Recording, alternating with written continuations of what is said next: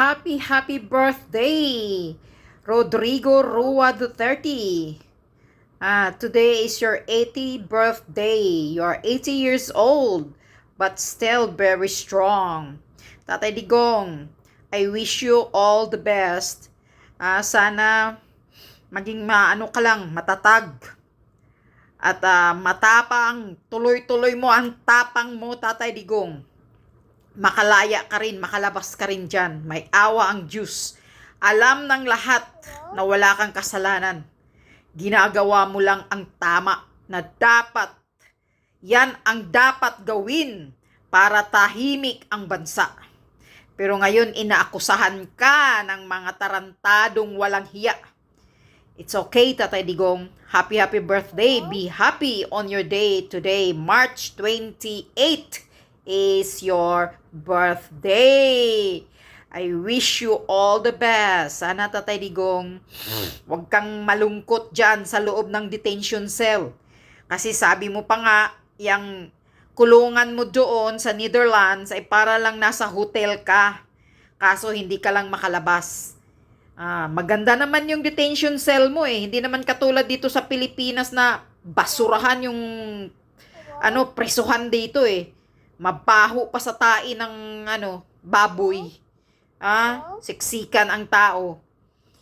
Walang kapasidad sa loob. At least dyan, Tatay Diggs, yung kulungan mo dyan sa Netherlands, sa The Hague, sa ICC, maganda. Maganda yung higaan mo, may TV, may computer ka, may refrigerator, may microwave, pwede ka pang magluto. O yan. Magano ka dyan, mag-celebrate ka, Tatay Diggs. Sana nga makapasok ang lahat ng mga supporters mo eh. Para sabayan ka sanang mag-celebrate ng 80th birthday mo ngayon. Pero okay lang yan, Tatay Diggs. At least andyan ang pamilya mo. Andyan na sila, si Kitty, andyan si Honey Late, andyan naman si Sara Duterte. Yan ang pinaka-importante, ang pamilya mo na nagmamalasakit sa iyo ngayon. Happy birthday, Tatay Digong. Sana gabayan ka pa at bigyan ka pa ng mataas at lakas sa buhay mo para lalabanan mo. Maghihiganti ka. Maghihiganti tayo pag nakalabas ka dyan, Tatay Diggs. Sila na naman ang ipapakulong nating lahat. Itong gobyernong Marcos Jr. na naging traidor sa iyo. Ikaw lang ang kauna-unahang, ikaw ang presidente na nagpapalibing sa nabubulok na ama ni Marcos Jr. na si Ferdinand Marcos noon. Ikaw lang ang nagpapalibing. Ilang presidente ang nakaraan, walang nakapagpalibing sa ama mo, Bangag Marcos, adiktos, durugista ka. Kundi si Tatay Digong Duterte lang ang nagpalibing sa ama mo. Tapos ngayon, pinapakulong mo siya. Ikaw ang pinaka-traidor na nangyayari sa buong history ng Pilipinas. Marcos Jr., the traitor. Hindi lang traidor kay PRRD, kundi traidor sa soberanya ng Pilipinas.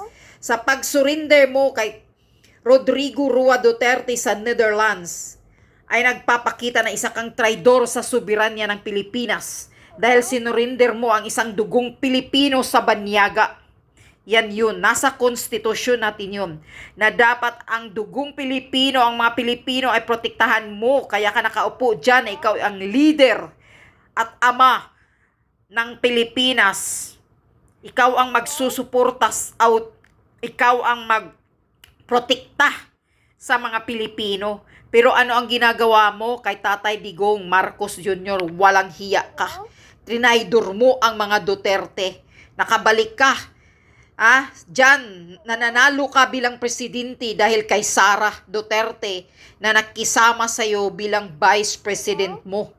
Pero ngayon, trinaidor nyo rin si Sara Duterte. Nag-file kayo ng